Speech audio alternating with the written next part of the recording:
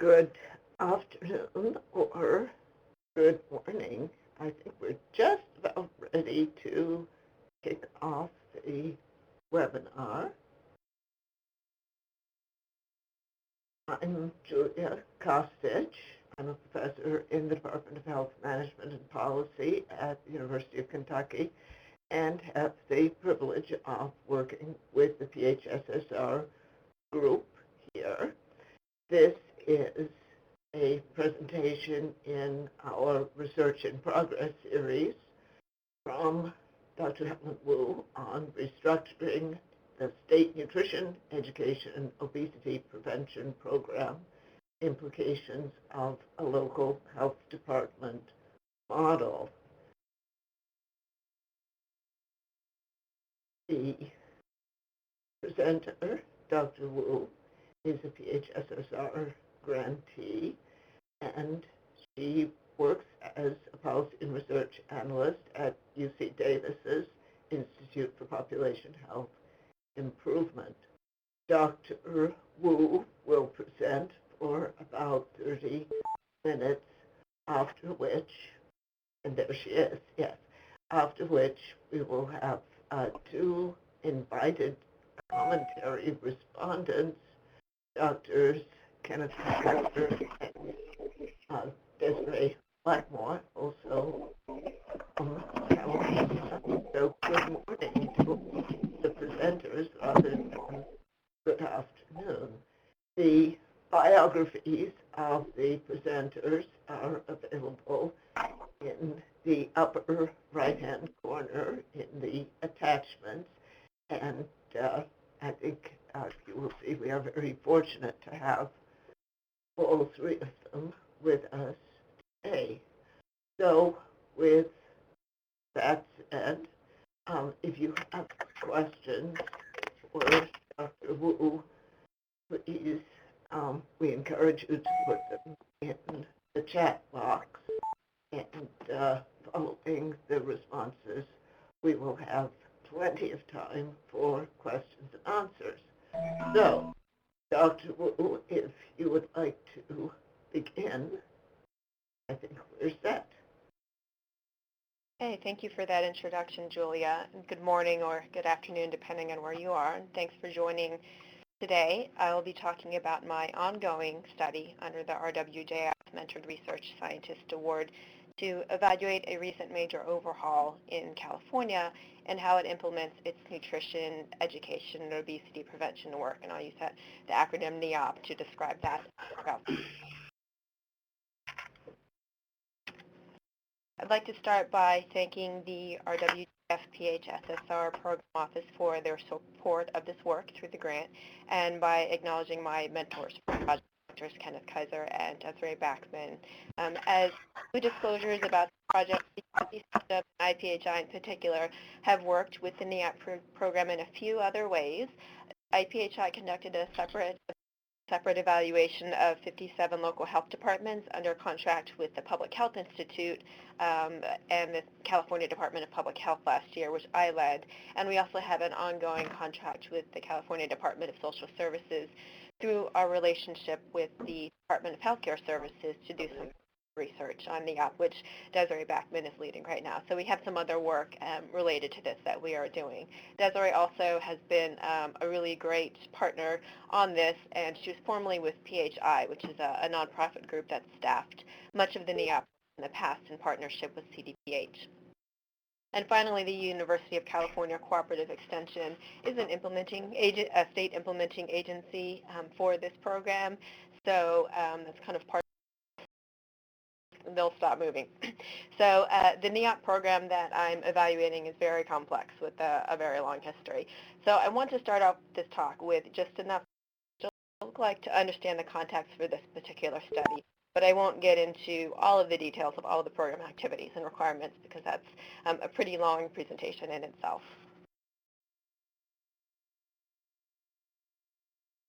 Okay, So this study is evaluating California's implementation of the NEOP grants under the USDA SNAP-Ed program. SNAP is the Supplemental Nutrition Assistance Program. It's the federal food stamp program. And SNAP-Ed is the program under that aims to improve healthy eating and physical activity for low-income individuals, so those who meet SNAP eligibility criteria. Much of the messaging in the SNAP-Ed program reinforces what's in the current U.S. dietary guidelines, which includes both nutrition and physical activity recommendations, and also reinforces recommendations on how to choose a healthy meal. So SNAP-Ed is a federally supported program which directs funding to state social services agencies, which in turn determine how the program is managed within the state. So states essentially determine kind of how this program looks within the state. So states do differ in how they structure and manage their programs, and that structure has implications for how successful the program may be in meeting its goals to increase healthy eating and active living in low-income individuals. Many other states are starting to kind of re-examine how they can best achieve impact within the program, and many already do work with local health departments in some capacity, but not really quite in the way that California has set up its model. So to inform future public health management decision-making, both in California and other states, this study aims to provide some more evidence about whether the restructuring of the SNAP-Ed program in California, which essentially, in addition to some other changes, establishes local health departments, LHDs, as the local lead agencies for implementation, whether those changes align with desirable attributes of how a decentralized, kind of locally managed public program should look. So I'd like to give you just a few examples of the types of activities that are carried out under the NEOP program. There are nutrition, education, and physical activity kind of components that I would say constitute the bulk of the activities within the local health departments and the other agencies that implement this program. That would include, for example, instruction in K through 12 level about nutrition and healthy eating behaviors, participation in community health fairs and farmers markets to educate the community more generally. Harvest of the Month is one program that's very popular by the local agencies. It was developed by the Network for Healthy California, which is a previous name for the program, for the NEOP program here in California. There are also obesity prevention activities that are frequently referred to as PSCs, Policy Systems and Environmental Change Strategies. So those include activities such as working with corner stores and local retailers to feature produce checkouts, building community gardens, partnering with other wellness programs within the counties, and Safe Routes to School is one example of the other types of programs that some of the local health departments and other groups kind of partner with to do their work.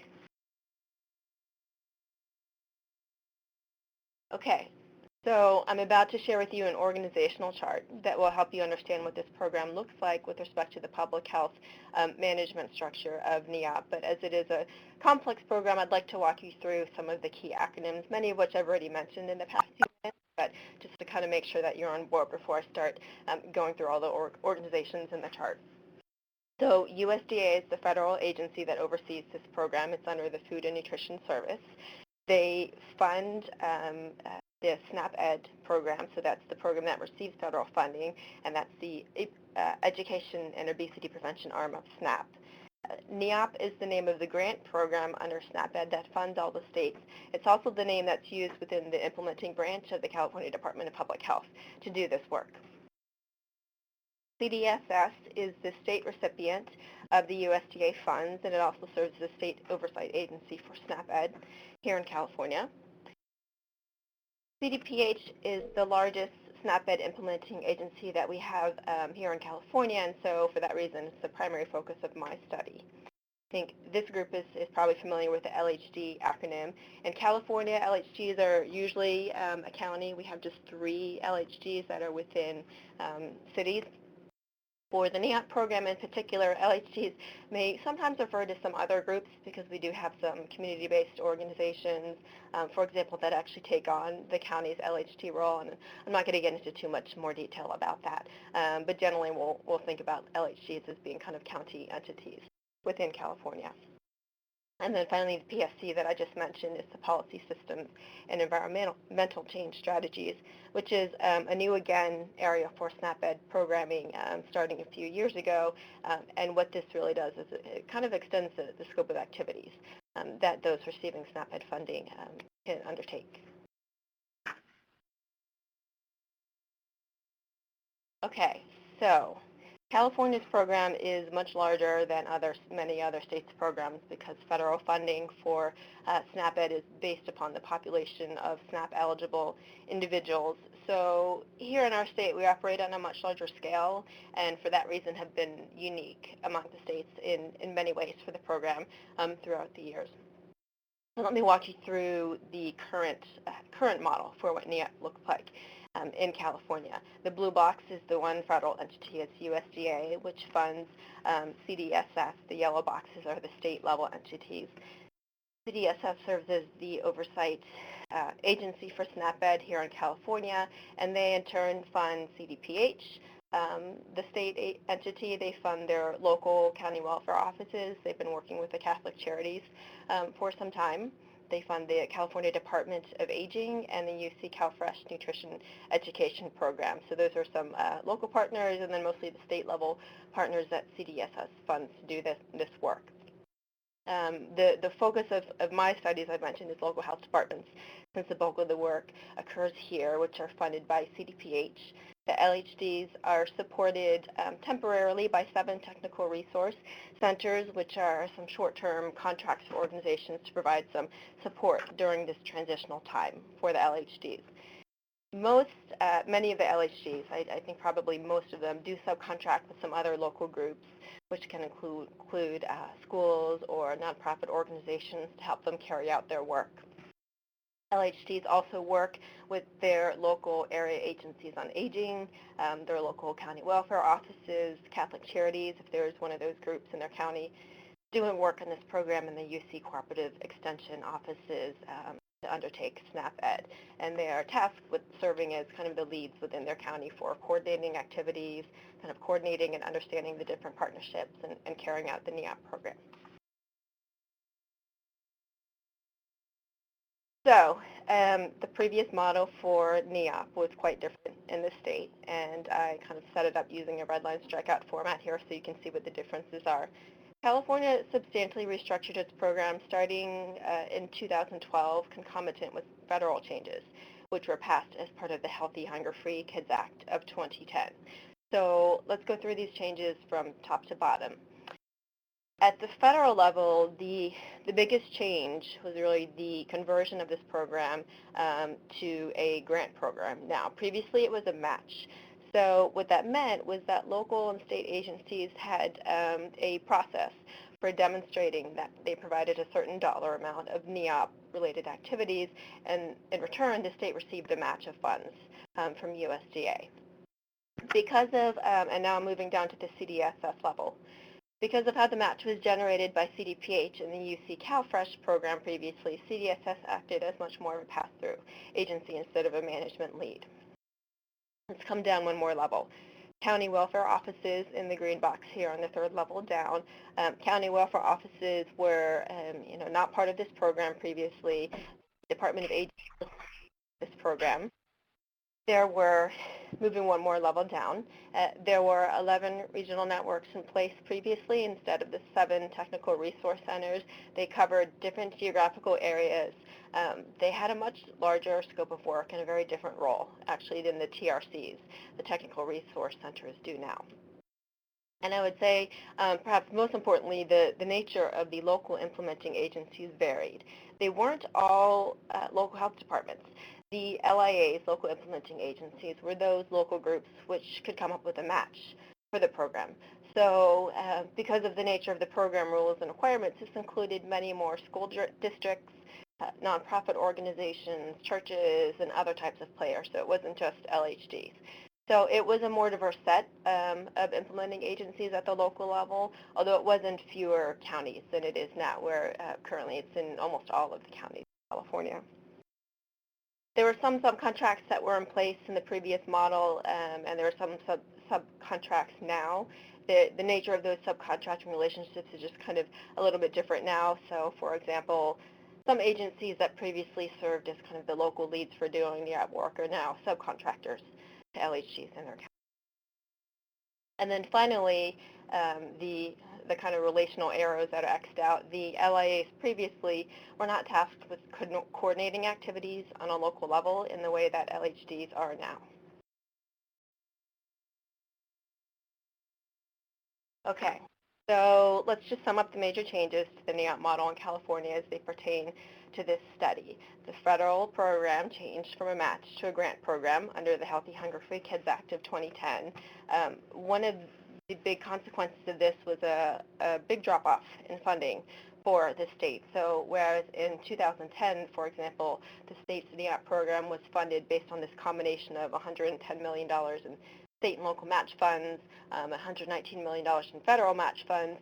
Now we're seeing more recently, about half of that funding level just coming from the federal grant funds. The PSC changes are also now allowable, again, under the federal program rule changes.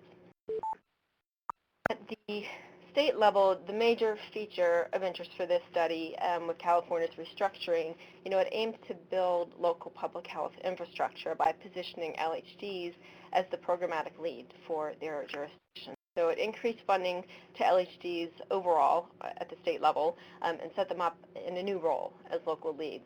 What this meant is that the set of players doing NEOP work changed. So we have some new organizations in the game now, the county welfare agencies, the area agencies on aging, although they do have a relatively small role in the program.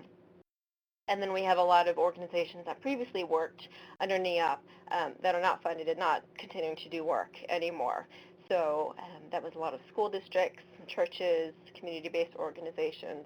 Some of them still continue to do work, but at a substantially reduced kind of funding level than they did before, and they do some of this work as subcontractors now. There are more counties now that are receiving funding than before. As I mentioned, almost all of the counties in California are participating in the program, whereas it was a much smaller subset of those local agencies that could demonstrate a match, which were participating before. And finally, I would say that the nature of the local and regional and state relationships and functions are different, such as with the elimination of the regional networks, which had quite a large role previously. So there were 11 regional networks before, and now there are just 7 temporary TRCs, Technical Resource Centers.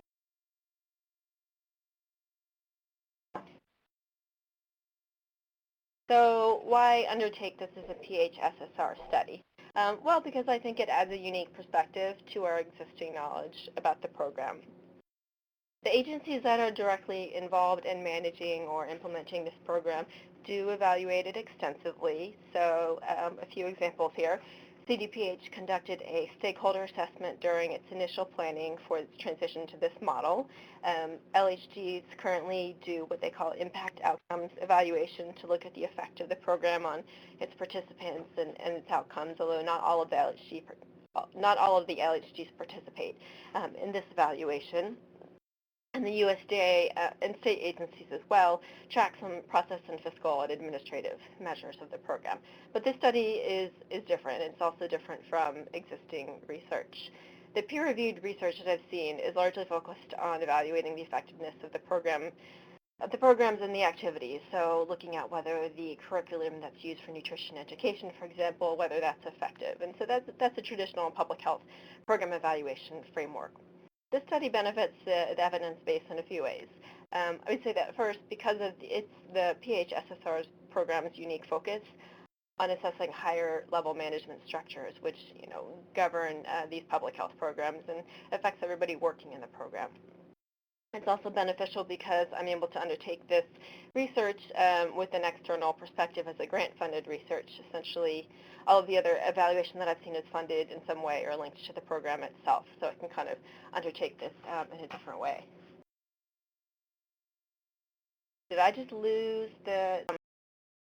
So my final point is just that overall this study aims to be informative to agencies within California, particularly state-level groups, and also to other states that might be considering this kind of model, which has a larger role for local health departments.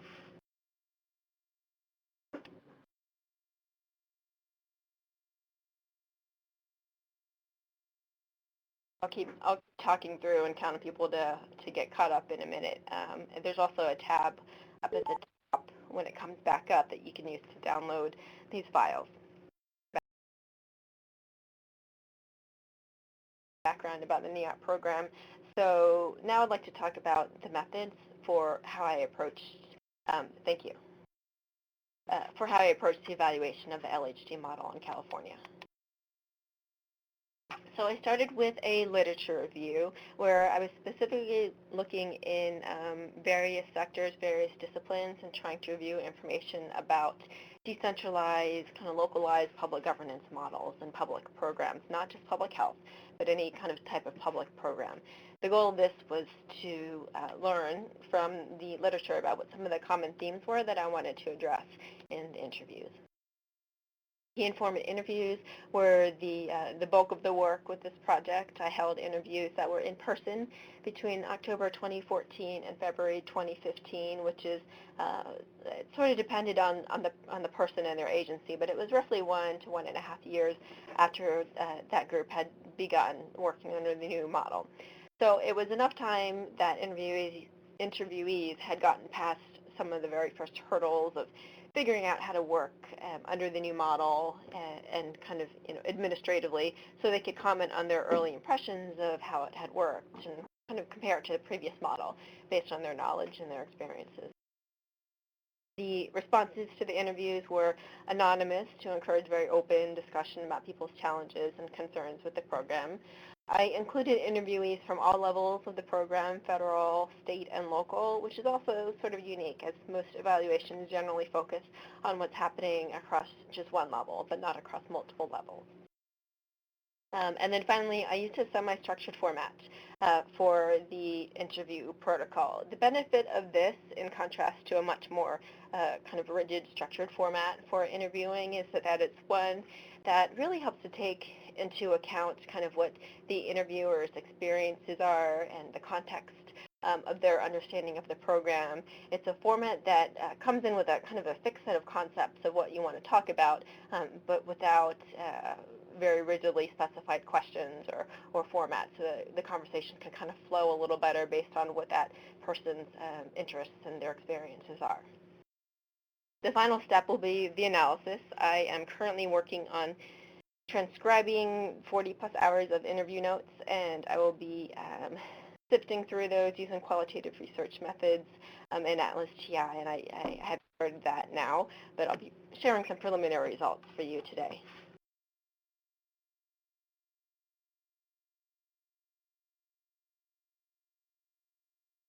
Okay.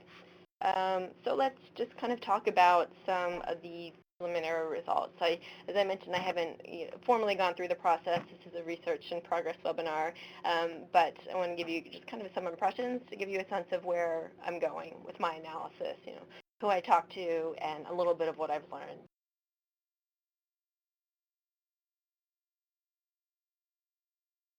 So this study began with a literature review to identify key issues to address in the interviews. And I started out discussions with just some general background information. I wanted to learn about the individual's role and their history with the program. Asked them to describe what actually changed for them between 2012 and 2013, because I knew that for some agencies, depending on their previous experience with the model, perhaps not that much change, and others were completely new to it. So I wanted to kind of get a baseline understanding of where that person was coming from. I asked them to characterize how centralized versus decentralized the program was. That was a fundamental premise for the study, and I'll get into a little bit more detail about that on the next slide. But this basically all set me up to understand the context of the interviewee's experience and their program history. And then I moved to discussing, we spent the bulk of our time kind of discussing the benefits and drawbacks of local governance. I have some kind of benefits on the left and drawbacks on the right. I asked interviewees to kind of discuss and characterize each of these issues, which I'll touch upon just briefly here. So, what the literature says about local governance of public programs is that they are typically have better coordination and communication. You're talking with people who work within your same county, people that you know from other programs and other efforts, so they're stronger personal relationships than having a program which has a more of a kind of a state view, particularly in California with the size of our state. Local programs are felt to be more efficient in the economic sense of the term. Efficient in the sense that you can kind of tailor the program to better suit the needs of your local population, and you can sort of respond to what those local needs are. Literature also describes how the context of local programs really fosters innovation better than a centralized program does. And then finally, I wanted to address the extent to which this model was building in local public health capacity, which is one of the premises for establishing kind of an LHD structure in California. Some of the drawbacks of local governance includes information sharing, the challenge of information sharing. So best practices and challenges and lessons learned may not be shared as well when your program functions in a manner that it's really kind of local health departments working within their own county. So what's happening in a county all the way up north in California, they may have some information that's useful for a county way down south, but they may not really talk to each other that much. Within a local program also, because of this more siloed approach, there could be some duplication or kind of redundancy of effort in what people are doing and what they're learning. Another concept is positive spillover into other regions. So when you have a program with much stronger centralized support, that, say, state-level planner has a strong interest in making sure that other regions kind of benefit from what's happening in one region. But when the programs are really led up locally, there's less of that. You don't really have strong responsibility for your neighboring county, even though you may kind of work with them and talk to them. And then finally, administrative burden. And many of these concepts are sort of overlapping, but there can be greater administrative burden when you have to administer something at the local level and sort of develop all of the new resources for fiscal and contract management locally, in addition to the structures that exist at the state level and federal level for doing all that. So it kind of adds on to administrative burden.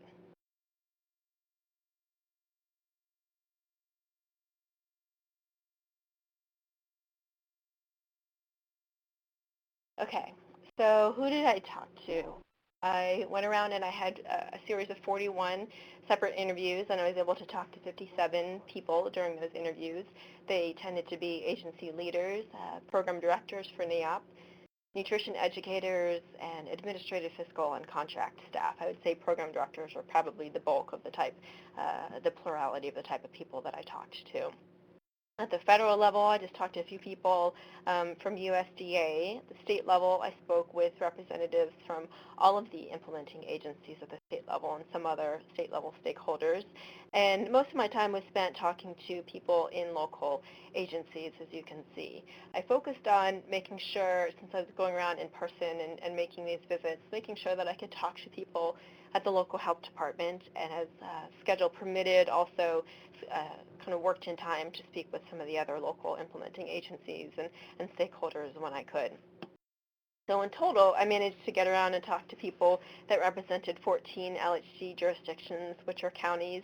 Some LHCs have responsibility for multiple counties, so it didn't have to be 14 counties that I went to because of the way that the program is structured.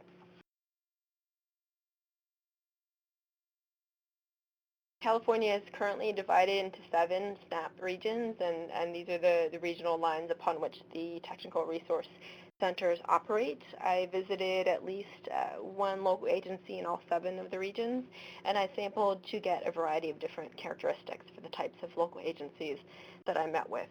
So I went everywhere from extremely urban and dense environments to suburban, small, medium-sized city to some very rural environments. I met with organizations locally that had all levels of funding, kind of ranging from the low level, which was $200,000 a year, to multiple millions of dollars per year to carry out the program, which of course affects the scope of the activities that those agencies can undertake. And I met with individuals that represented a variety of different roles and experiences with the program. That included people who were completely new and hadn't actually worked with the program under the previous model, kind of newly funded agencies, to other people who had a very long history with the program with multiple prior roles in their agency and related agencies doing this work. So kind of got, I think, pretty good representation from the gamut of different types of people.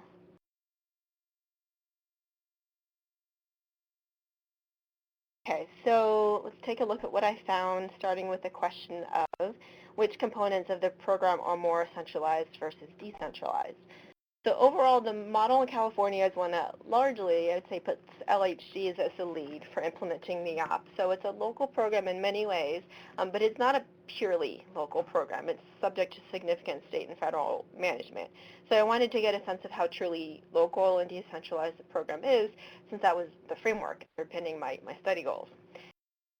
So this is not a comprehensive list of each agency's activities, but intended to be more of a general overview and give you a sense of the different roles of the different entities here. So at the federal level, the USDA, they set program rules for the allowable use of funds. Some of those examples include that, the USDA designates certain approved census tracts in which NEOP work can be done. So you can't kind of work outside of those designated and approved census tracts. They also stipulate that these funds can't be used for chronic disease programs. The state implementing agencies interpret and ensure compliance with the federal rules, and they set and manage some additional state rules, as well as providing guidance and TA to the local agencies. So, for example, the state agencies have established LHDs as the local leads. They determine the funding levels for LHDs. They have a series of requirements and interpretation of requirements related to subcontracting, kind of the work plans and deliverables, what types of PSEs can be done, and evaluation requirements on top of the federal evaluation requirements. They approve the curriculum and materials that can be used by local agencies, and they have media and communications and PR support for local entities. Now we're down at the local level, the agencies that are doing all this work. The local health departments and the other implementing agencies, they select and implement the activities under NEOP, but it's within a whole set of local, state, and federal parameters. So they develop a countywide integrated work plan, for example, to identify their priorities and how they're going to kind of work together and what each of the locally funded partners is going to do. They identify the populations sites that they want to work with, subject to approvals at the state and federal level. And then they select and implement those desired activities, and they manage the subcontracts. So this is just to give you a sense of what the decentralized, locally managed program actually means here in California.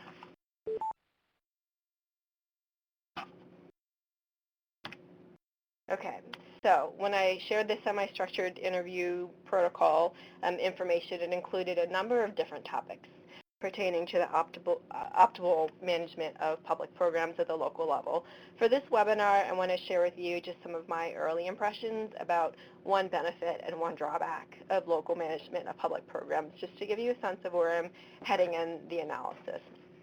So this is by no means complete. So let's start with a benefit of local management, which is efficiency in the economic sense of the word. So the literature says that centralized programs have to use a more homogeneous, kind of one-size-fits-all approach. And the benefit of a locally run program is that it can be tailored more efficiently to kind of maximize community benefits based on what the local resources and needs are. So the counties can identify, what needs to happen within their counties, and they can kind of tailor the interventions appropriately based on this. So the question is, does the current model for NEOP within California allow this benefit of local management to be realized? And I think in some ways the answer is yes, in some ways the answer is no. There's more work to be done. LHDs, they do community needs assessments. They select the activities they want to undertake. They select the sites they want to work in. They select target populations and what types of PSEs may work, may be feasible within their counties. But they have to do this all within a long set of federal and state rules for site selection and approved materials. So this effectively limits their choice quite a bit, even though there is freedom to kind of tailor based on local conditions. Second, LHGs do develop work plans, integrated work plans, that are designed in a way that it aligns with local resources and partnerships and needs. The challenge with carrying out the work, again, though, is that resources are limited in some counties, some smaller counties, I think, in particular, where you have fewer options for subcontractors, and sometimes you have very lengthy recruitment processes for staff and have vacancies that go unfilled for a long period of time. So this is a challenge. You can develop the work plans based on what you want and need locally, but then if you have challenges kind of fulfilling that and carrying that out, then it doesn't work so well. Okay, so now we'll talk about one drawback of local management, which is that information sharing may not happen as effectively when programs are run locally. The literature says that decentralized programs tend to operate in silos, and so that limits our ability to kind of share continuously lessons learned, best practices, and challenges, and that collectively at the state level or even the national level, that may slow progress. So the question is, are the factors in place for this drawback of localized management of public programs to be minimized? So, again, in some ways yes, and in some ways no. From my discussions with the program directors at LHDs, I do hear them say that they call one another, they email one another, they do look to kind of neighboring or other peer LHDs as sources of information and support. The problem is that the peer sharing that I've heard about seems to be very ad hoc. So it's based on previous relationships of people that you know. And the problem with this is that there may be a lot of valuable information that's not getting shared as effectively as it could be. The state does support information sharing through several different ways. There are program officers that are assigned to LHDs to provide some technical assistance and answer questions. There are the technical resource centers, which are temporary. Conference calls are held with some of the players involved, annual conferences. So there are a variety of means that the state's using to try and share information between LHDs. And the downside is that what I hear from LHDs is that even though they are using some of these supports, that they're not terribly helpful or not nearly as effective as some of the ones that they've seen in the past. So, for example, the support for kind of sharing information that was used in the tobacco control program has been cited as being kind of more effective and with more people engaged and giving information back and forth than the current program.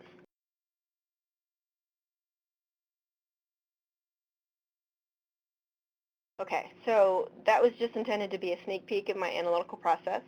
In the coming months, I'll be working through all of the transcripts and coding for common themes and weighing them carefully to develop conclusions. I want to touch upon just a few of the limitations of the study method, the first being the study population.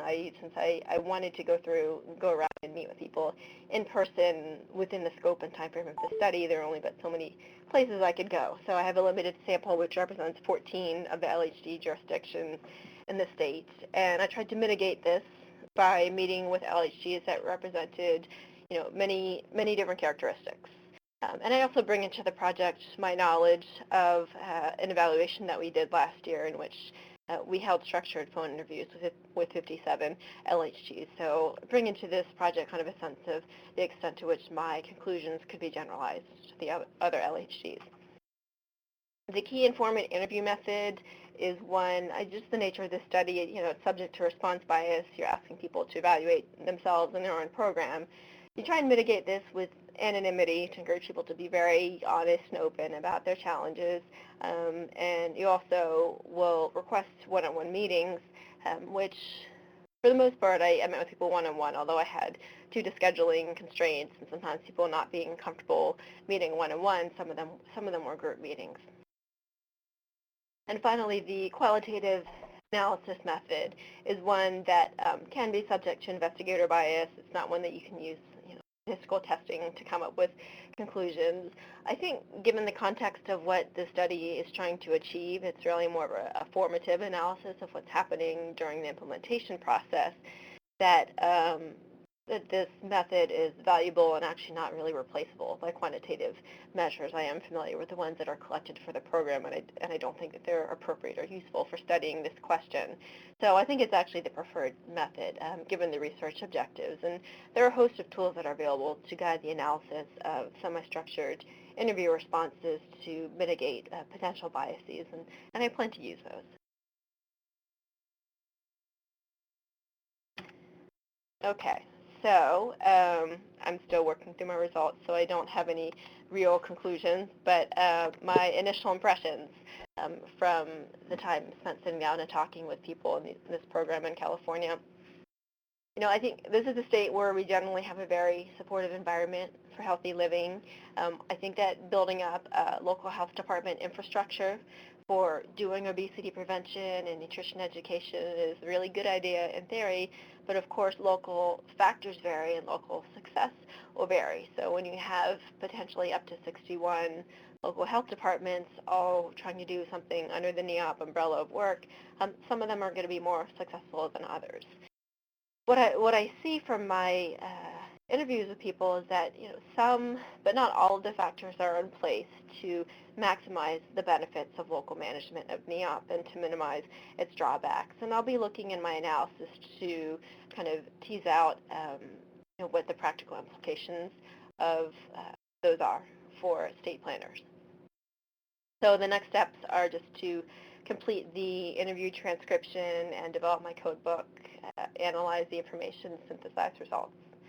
So with that, I will turn it back over to the moderator.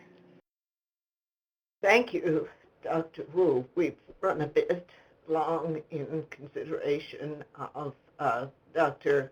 Kaiser and Backman's comments that their responses would be quite brief, so I'm going to turn it over now to them.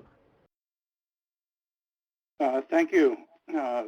Being mindful that we're a little further along in the hour than we had hoped to be at this point, I will abbreviate my comments. I think Helen did a good job of presenting the benefits and drawbacks of local versus more centralized management of these public benefit programs. And I know in the more than 30 years that I've been involved in at the state and federal level, this is an ongoing issue, and that the decisions in these regards are usually driven more by philosophical or political considerations than research and science. So I think that what Helen is doing here in her research is very important because it does try to formally evaluate how we can optimize the control of these public benefit programs, how they can be structured and managed in a way that achieves the most local impact. I think the other point that I would make is that California is a particularly robust laboratory to do this type of an investigation or research. The local health departments in California are very heterogeneous. They range the gamut from Los Angeles County, and just to put that in some perspective, LA County alone is larger than the state of Connecticut and has about the same number of people as the state of Michigan.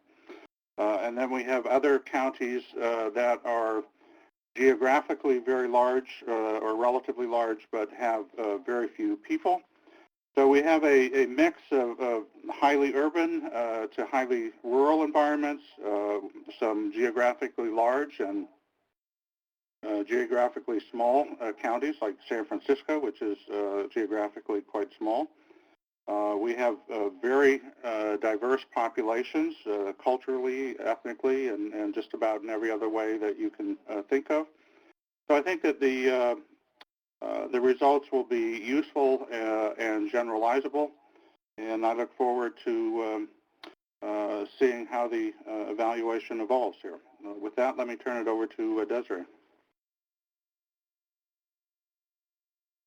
Dr. Kaiser, and I would concur with Dr. Kaiser's assessment. I think this body of work uh, fits beautifully into the broader scope of what NEOP is doing to evaluate this major change in its programmatic infrastructure.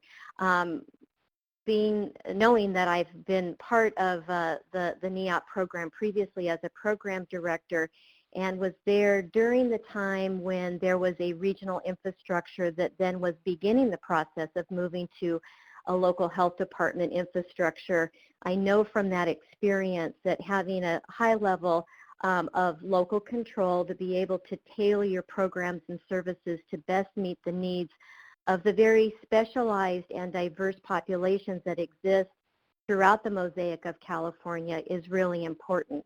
What I'm really looking forward to in Dr. Wu's work here is not only just the tip of the iceberg that she was able to speak to today around the benefits and drawbacks of local management, but to be able to burrow down more deeply into impact and effectiveness of this new infrastructure. At the end of the day, what this program is seeking is to improve the diet and physical activity habits of low-income Californians, and the exact way in which that is accomplished can be quite variable, with a local health department infrastructure at the core, but also having a diverse portfolio of other organizations that are really joining in to accomplish this body of work.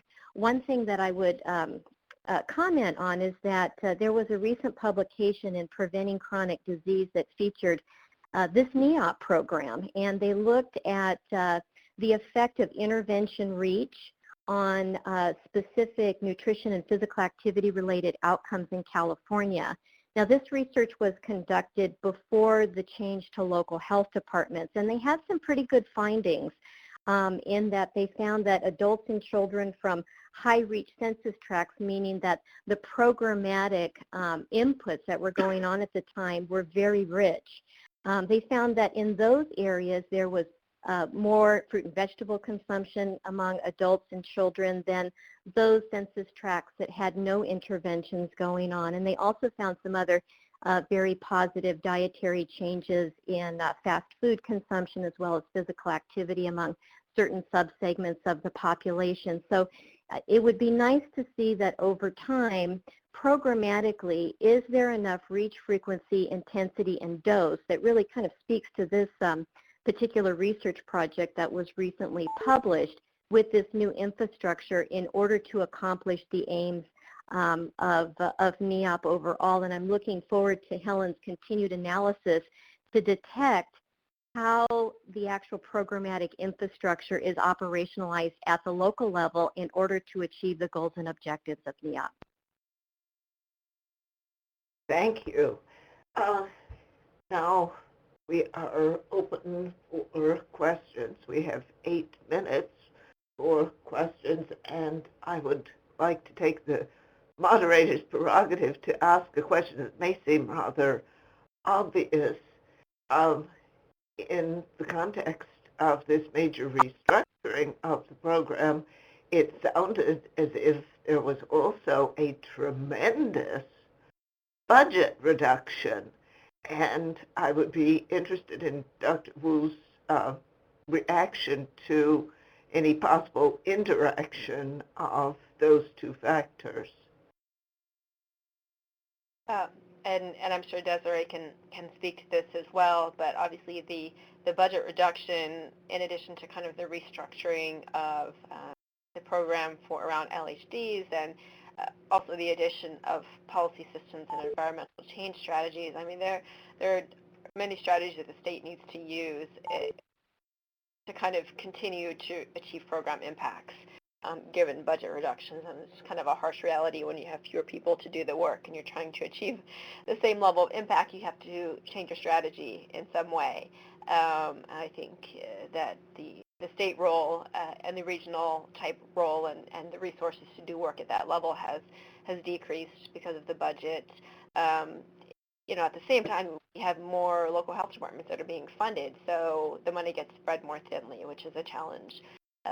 The PSC changes that are in the NEOP program now, I believe, are intended to create greater sustainability in the program so that it's not as reliant upon direct education, the kind of very resource-intensive direct education that the program has had in the past. And I think they'll need to continue, to kind of look at how they can be effective. The decrease in funding is a pretty big consideration.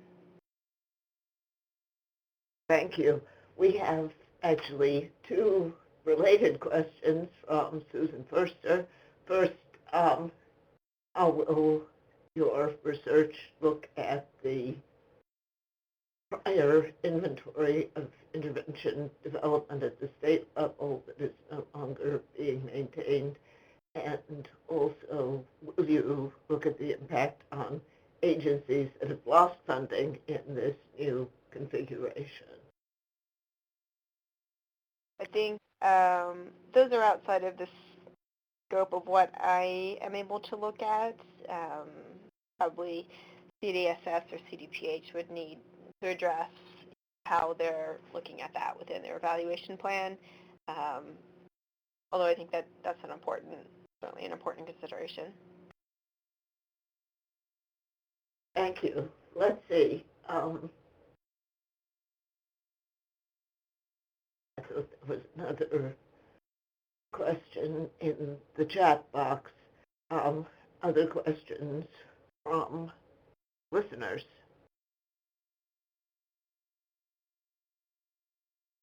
Here, we have a couple coming in the pipeline right now.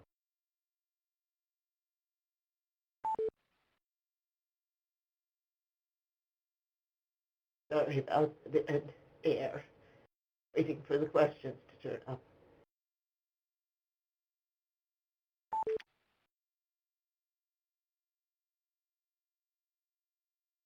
Okay. Yes, there's a detailed question from Susan Forster that I think everybody can read online.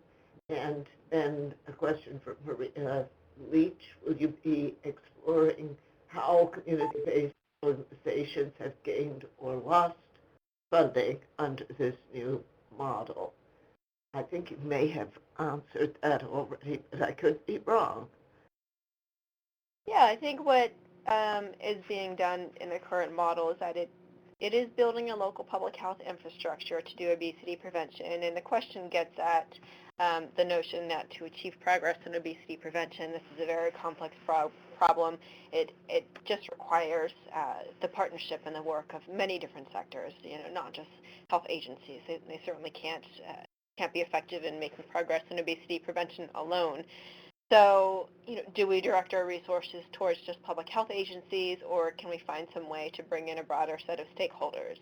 And I think the funding is being allocated to health agencies, public health agencies locally, but they have a very strong charge locally to convene other partners within their counties to expand their impact. So they convene what's called County Nutrition Action Plans, which is a collaboration of other groups, private sector, all the other sectors kind of working in this area to talk about what they're doing and explore opportunities to sustain and expand their program.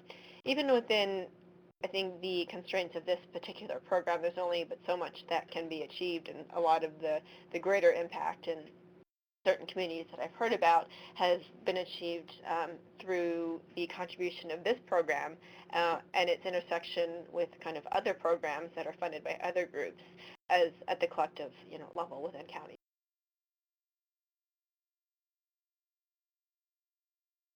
Thank you. We have a couple of additional questions coming in as we speak.